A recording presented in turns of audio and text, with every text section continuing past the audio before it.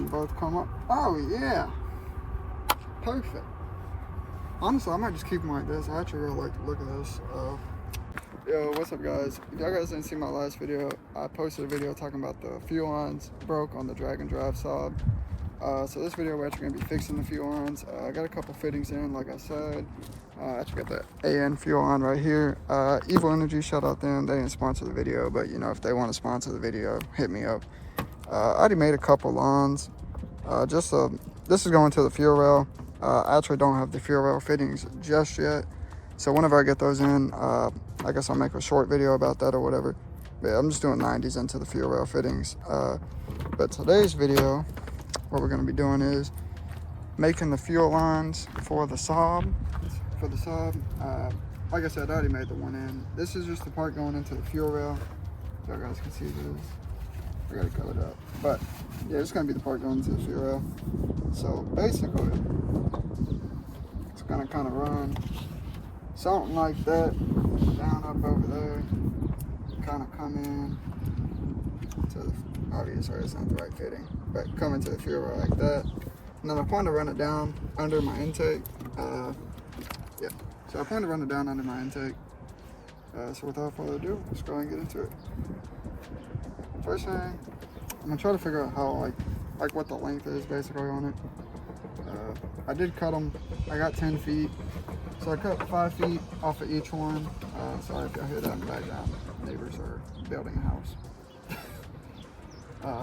Yeah, so I guess first step, because I got all these catch can lines and all this and that, I want to start with the farthest one, basically just to give me some length here. Something like that. And run it down. And I did end up getting the GM style, LS, whatever you want to call them, push lock fuel line fittings. You know, every manufacturer uses them. They all use the same stuff, but you know, it's all a little bit different.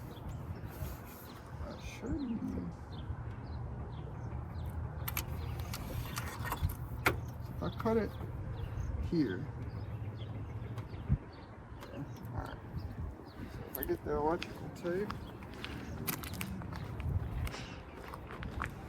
basically, whenever you're cutting these kind of AN fuel lines like this, you want to make sure to put some type of electrical tape or something like that around them just before you cut them, because if you don't, you're going to get a bunch of stainless wire and it's going to get all frayed and all this and that. It's not going to look good.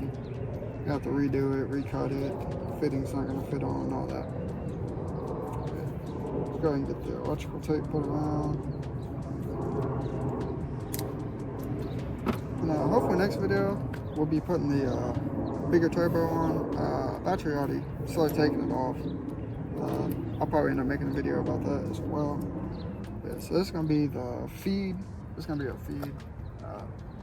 Like I said, feed cracked and a return actually cracked because they're rubbing together. They cracked right in that area. So this one's going to be the return. Return line doesn't need to be very long. I thought about upgrading the hard lines to, you know, all -6 on the return, but I mean, I'm only planning to make about 500 horsepower out of this car, so it'll be fine for that.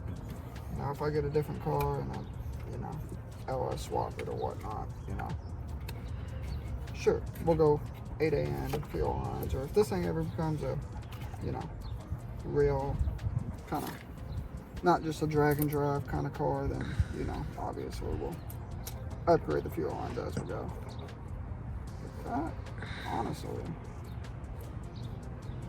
might be a pretty clean run right there. I don't know. But yeah, let me know down in the comments, typical what kind of fuel line y'all guys use. Y'all like to use the hard line stuff or the AN fuel line. I know it's somewhat kind of difficult to work with because you can't bend it too much, but you know, it works. It's not gonna leak. That's the biggest thing about it. This should be good to cut right about here. But yeah, shout out to the last video. Y'all ran it up.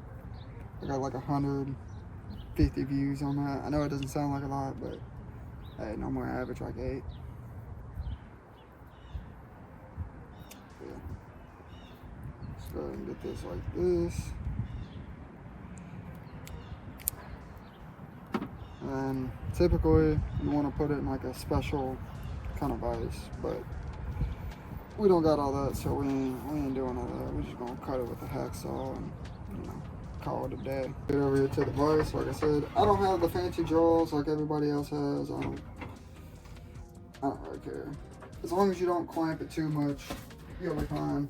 Yeah, so you can pretty much use an angle grinder or want to use a hacksaw, or I don't care, whatever you want to use.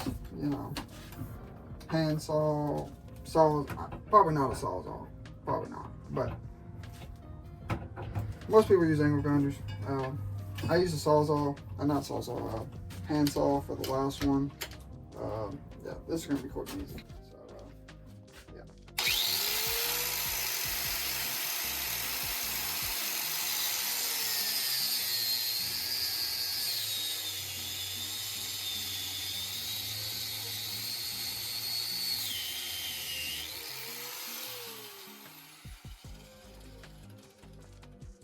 Pretty sure it's good. Missed it a little bit, but. And that's why you keep the tape on there, because when you're making a cut like that, it'll fray the ends pretty good, and then you'll get ends that start looking like that. Sorry about the door. We'll be out of here in a second. And now you got a couple extra scraps, you know, if you ever need to make some more fuel line or whatnot, you know, you can go right ahead.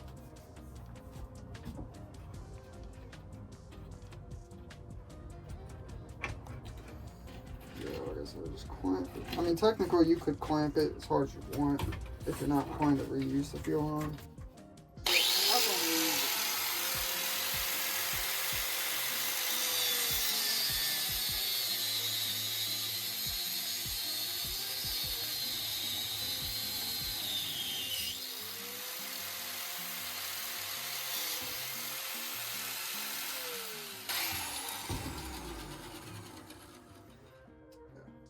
So you get a pretty good cut, pretty clean cut whenever you do it like that.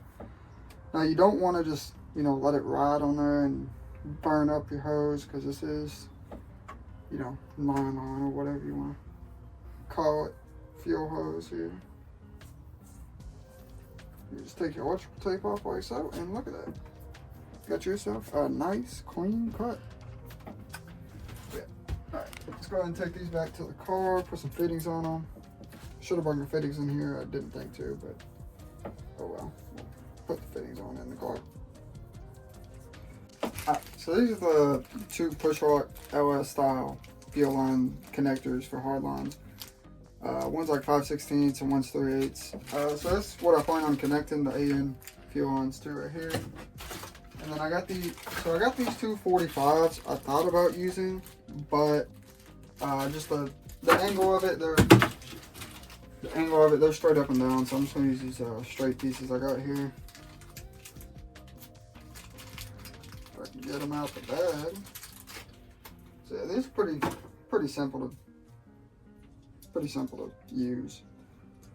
Pretty much all you gotta do, put the hose part through there. You don't need a vise for this part necessarily. The next part you definitely probably will need a vise. So yeah. So these are actually counterclockwise threads. Basically just push it on, thread it on there. They say, some people say to use a vise for this. I just push it on by hand and kind of look in there and see if it's seated all the way. Let's see if y'all can see that. Should be seated all the way just like that. Typically it won't really turn anymore. If you keep turning it, you'll push the actual fuel line through. Some people use like oil or Vaseline on this. I got some Dawn dish soap. The Dawn dish soap is probably not recommended right here, well said.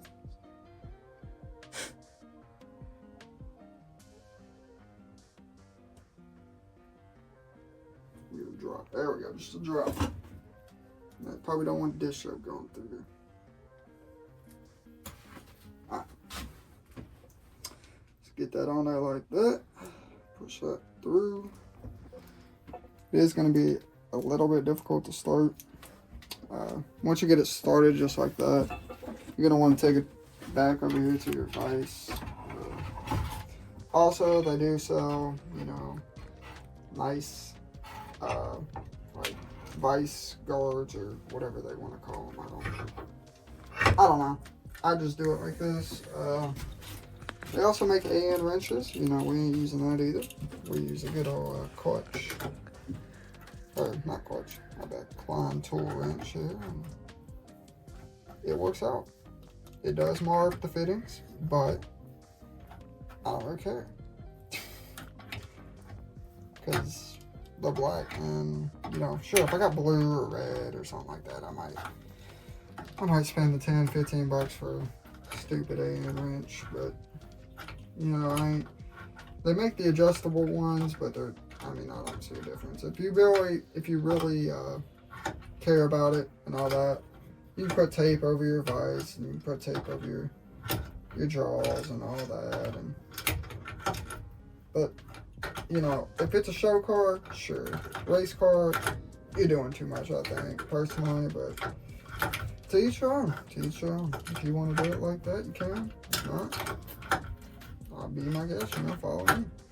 But I'm also more of a, you know, cut twice kind of guy. So, you know, if you like to measure, I don't. As you can see, we've done 0 measurements. Well, technically we measured the fuel lines. We just used the fuel lines to measure the fuel lines. Now that may bite us in the ass. You know, we don't know yet. We don't know. And this shit is boring the fuck out of it.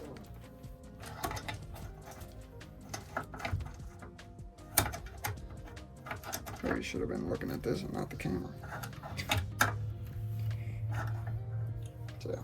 So, you might get some little spots like that or whatnot. You know, just blown out. Good to go.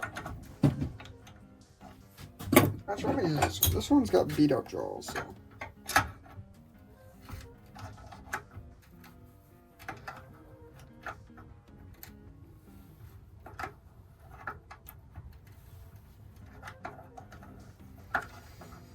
Yes, this is pretty tedious.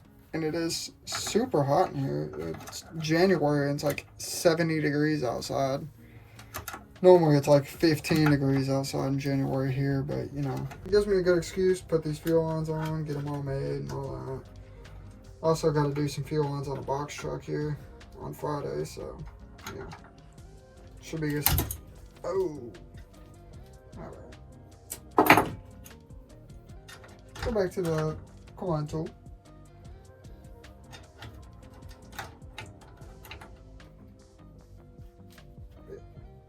Snug them up. Don't get them too tight. You ain't trying to be Hercules over here on them, you know. You're just trying to get them snugged up and looking good. See, like that's what I was saying. You know, you might mar them up a little bit, but hey, who cares? I mean, if you want to put some electrical tape or something on them, you know. But yeah, so we got one fuel line made. Like I said, I plan to just connect them like this and, you know, get them like that. So let's go ahead and make the, I'm not gonna bore you guys for making the other one. It's exactly the same. We'll just cut back to whenever we're getting them put on the car. The fuel line's made. Like I said, I didn't want to bore y'all guys for making the other one. That should went pretty quick. Didn't actually mar it up as bad, you know, like the last one. You know, hey, making progress here. But so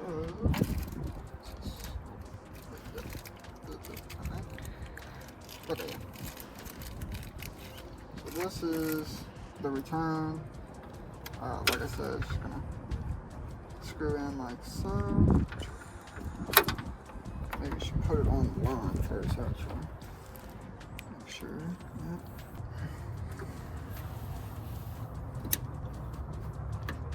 Just hit quick, push it all the way down, Check if it pulls out. It doesn't pull out, so you're good to go there. Take your fuel on.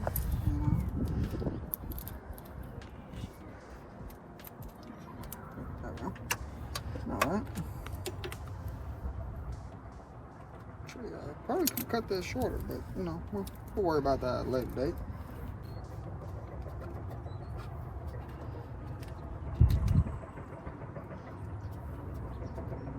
Get it started.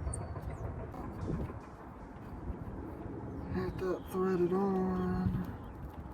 We'll get a wrench on it later. Not too worried about it right this second. I guess my plan is I want to run it. Obviously, I'm not going to have all this in the way, but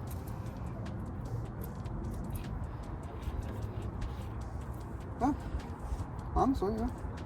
Because I wanted to give myself a little bit of slack here. I can zip tie it up to that and have it run up, down, and around.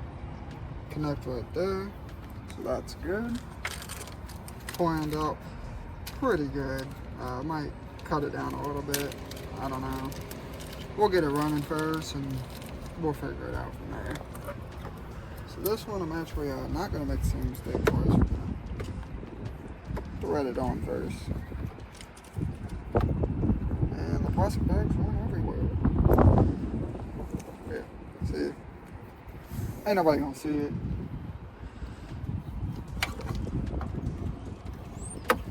Same thing with this one, just clicks right on.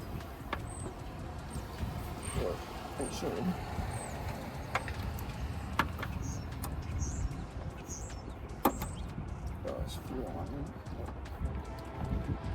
Make sure it doesn't pull out or anything crazy like that. My idea was to kind of run both underneath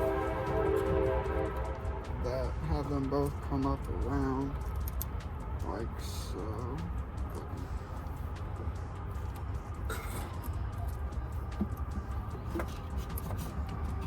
Yeah, I'm fine with having both come up. Oh yeah, perfect. Honestly, I might just keep them like this. I actually really like to look at this. Yeah, like I said, the fittings haven't came in yet. They say they're supposed to come in today. I don't know. The mail hasn't came. It's 2:30. Mailman normally comes like 4 o'clock. So hopefully we'll get them fittings in. If I end up getting the fittings in today, I'll end up, adding that in. If you see that, if you see that at the end of the video, then the fittings did come in today. If you don't see it, and this is the last part of the video, then the fittings didn't come in today. And we'll finish it up whenever we get the turbo taken off. I might take it off today, I might not. This depends, I don't know. You'll see it in the next video there for sure. But yeah, without that, make sure to like, comment, subscribe, I like good shit. And yeah, let me know how y'all's AM fuel lines have been going for you guys. Some people say they crack, or not crack, but they just deteriorate after 2 or 3 years. But if I get 2 or 3 years out of them, it's like $40. I'd say it's worth it. But yeah, just make sure you hit that like button, hit the subscribe button, and yeah, peace, boys.